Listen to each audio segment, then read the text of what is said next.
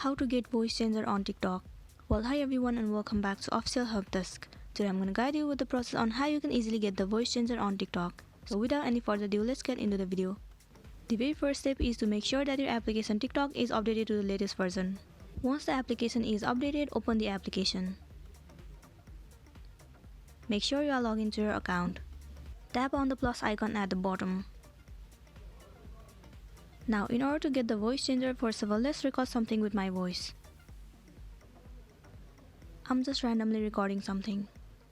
Once you are done recording, click on the stick icon. Now here you'll get to see the feature of audio editing. Click on it. Now here you'll get to see different kinds of voice effects that can be applied to your audio. Swipe left and more audio will be available to you.